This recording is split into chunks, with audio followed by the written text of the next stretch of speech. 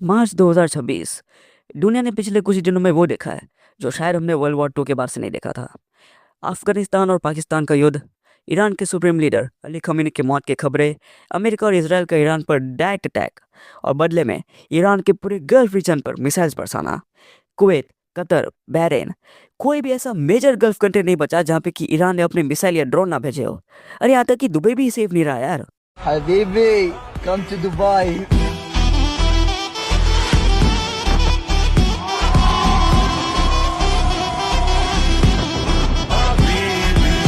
खैर, हम लोग इसके बारे में आगे बात करेंगे, पर ये सिर्फ दो देशों की जंग नहीं है। ये एक ऐसा चेस बोर्ड है जहाँ हर मूव से सदियों पुरानी जियोपॉलिटिक्स बदल रही है।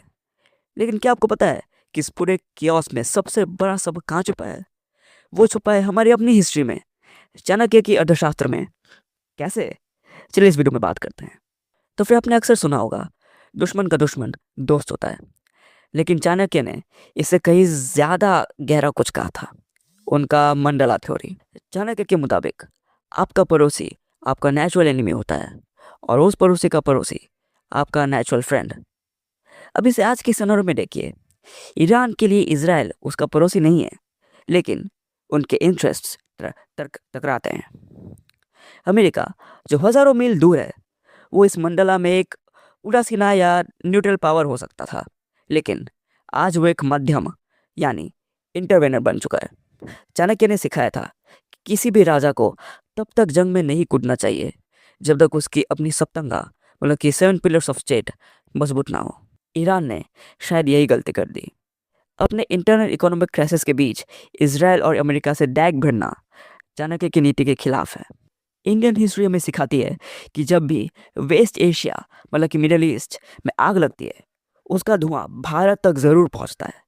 चाहे वो मॉडर्न पीरियड में सिलिकस निकेटर के साथ ट्रीटी हो या ब्रिटिश एरा में ग्रेट गेम, इंडिया ने हमेशा एक बफर जोन मेंटेन किया है।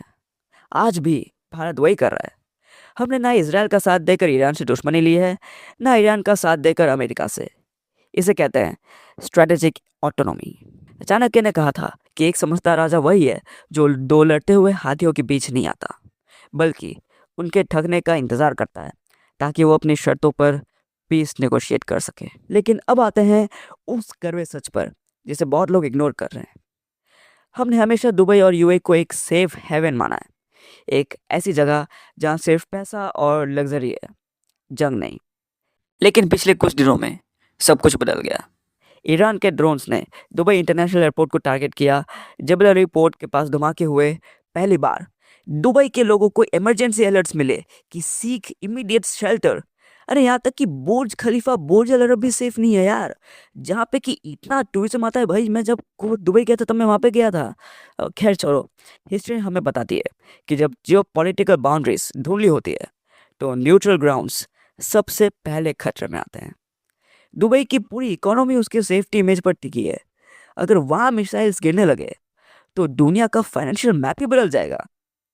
Even Dubai is not safe any more, क्योंकि मॉडर्न वॉरफेयर में ज्योग्राफी अब कोई प्रोटेक्शन नहीं देती। तो सबक क्या है? सबक यह है कि हिस्ट्री हमेशा रिपीट होती है उनके लिए जो उससे सीखते नहीं। ईरान इजराइल कॉन्फ्लिक्ट हमें याद दिलाता है कि अलायंसेस कभी परमानेंट नहीं होते। आज हमें चाणक्य की उन बातों को याद करने की ज़रूरत है। आपकी शक्ति आपके दुश्मन को रोकने में नहीं, बल्कि उससे इतना डराने में है कि वो अटैक करने की हिम्मत ना करे। भारत के लिए ये वक्त है अपनी एनर्जी सिक्योरिटी और अपने डायस्पोरा जो गल्फ में है को प्रोटेक्ट करने का। जंग से किसी का भला नहीं हुआ, लेकिन जो जंग के लिए तैयार नहीं रहता, हिस्ट्री उसे मिटा देती है। तो फिर आपको क्या लगता है, क्या भारत को इस कॉन्फ्लिक्ट में मीडिएटर बनना चाहिए या दूर रहना चाहिए? चाणक्य की नीति आज के ज़माने में कितनी रिलेवेंट है? कमेंट्स में अपनी राय ज़रूर बताइए। और अगर वीडियो पसंद आई तो शेयर किए तो ज़रूर करिएगा। जय हिंद।